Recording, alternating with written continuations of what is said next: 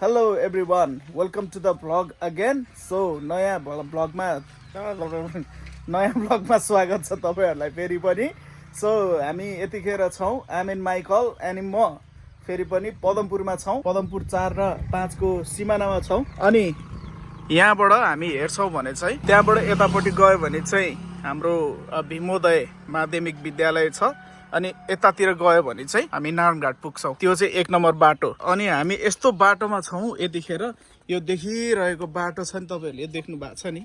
यो चाहिँ यस्तो खालको बाटो हो कि प्रत्येक चुनाव आउँदाखेरि यो बाटो हुने नै यति नै हो.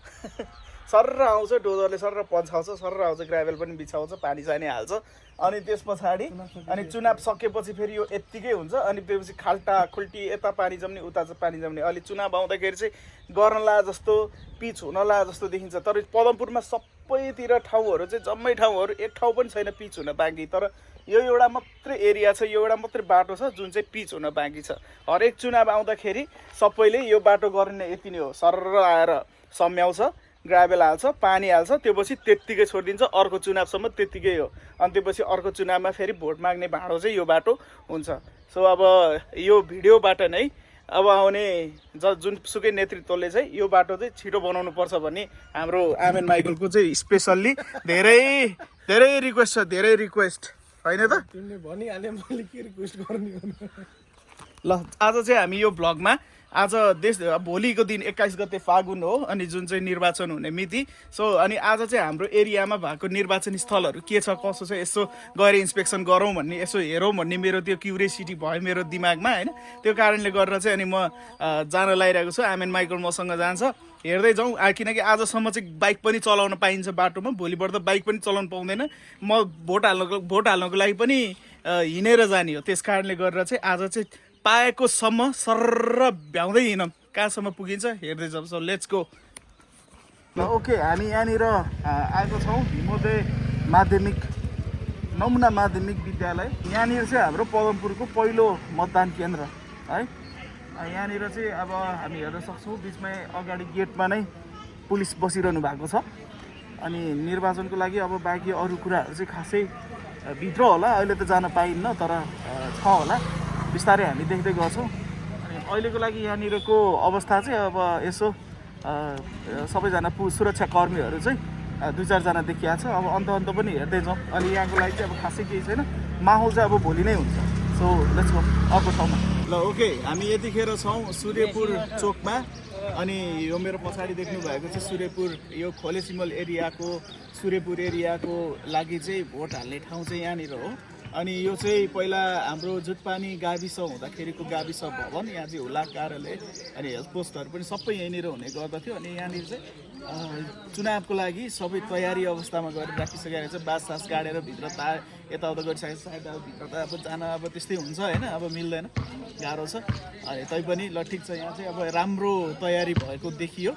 अरू ठाउँमा पनि अझै हेर्दै जाउँ अरू पनि के छ होला. यहाँ पनि अब भित्र चाहिँ सर्र पुलिसहरू सबैजना चाहिँ भित्रै हुनुहुन्छ.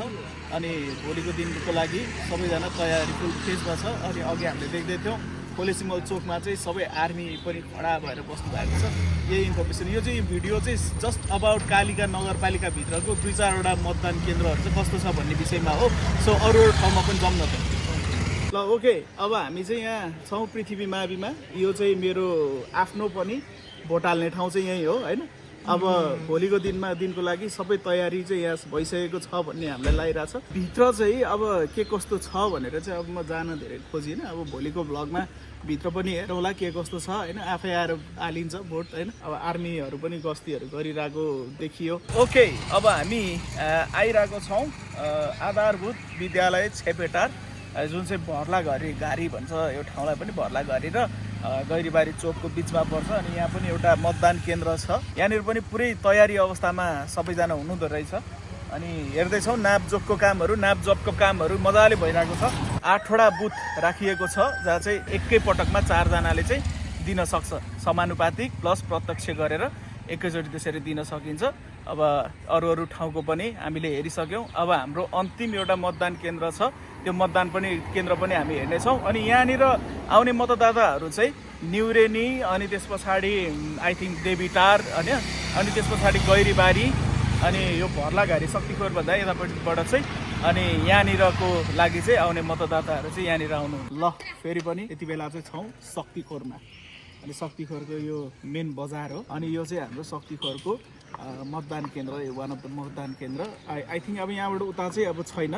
अब यहाँनिर आउने मतदाताहरू चाहिँ कहाँदेखिको हो भन्दाखेरि चाहिँ सिद्धिबाट आउने मतदाताहरू प्लस शक्तिखोरकै अनि यताउता अनि त्यो अहिलेको भर्लाघारीबाट यतातिरको मतदाताहरू चाहिँ यहाँनिर आएर भोट हाल्ने हो। तर यहाँ पनि अब एकदम तयारी भित्र चाहिँ देखिरहेको छु मैले, त्यो डोरी सोरी लगाएको होइन, यताउता चाहिँ देखिरहेछ। तर देख्दैमा अब भित्र जाने कुरा भएन, because safety reason, security reason होइन, अनि भित्र जाने कुराहरू हुँदैन। अनि यति मात्रै हो कि तयारी चाहिँ चुनावको भइरहेछ, राम्रै भइरहेछ। ओके, यति बेला हामी आइपुगेको छौँ शक्तिखोरको यो सानो एउटा झलुङ्गे पुलमा। अनि त्यहाँनिर तपाईँहरू चाहिँ देख्न सक्नुहुन्छ ठुलो पुल। अनि त्यस पछाडि हामी चाहिँ यहाँनिर छौँ। अनि यो शक्तिखोर भनेको चाहिँ हाम्रो कालिका नगरपालिकाको सबैभन्दा ब्युटिफुल ठाउँ, जहाँबाट चाहिँ सानो ठुलो गरेर धेरै किसिमको डाँडाहरू देख्न सक्छौँ हामी। यहाँबाट नै उपरदाङगढी जुन चाहिँ चितवनको पुरानो पहिलेको सदरमुकाम अनि त्यो उपरदाङगढीसम्म पुग्न सक्छौँ। अनि उपरदाङगढी हुँदै हामी फिस्लिङसम्म पुग्न सक्छौँ, फिस्लिङबाट हामी काठमाडौँ जान सक्छौँ। अनि त्यस पछाडि चितवनकै सबैभन्दा हाइएस्ट पोइन्ट चाहिँ सिराइचुली, त्यो ठाउँ पनि हामी यहीँबाट जान सक्छौँ, हामीलाई एक्सेस हुन्छ यहाँबाट। मेरो ब्याकग्राउन्डमा तपाईँहरू देख्दै हुनुहुन्छ सनसेट पनि भइरहेको छ। अनि यो ब्युटिफुल मोमेन्टमा यो भिडियोलाई हामी यहीँनिर एन्ड गर्छौँ। तपाईँहरू चाहिँ हल्का यहाँको ब्युटीमा नि रमाइलो गर्नु होला भिडियोसँगै। अनि हामी आउनेछौँ अर्को भिडियोमा, अनि भोलिको दिनको अनि इलेक्सनको भिडियो पनि तपाईँहरूको बिचमा ल्याउने नै छु। त्यतिन्जेलसम्मको लागि सबैलाई बाई बाई, हामी भेट्छौँ भोलि।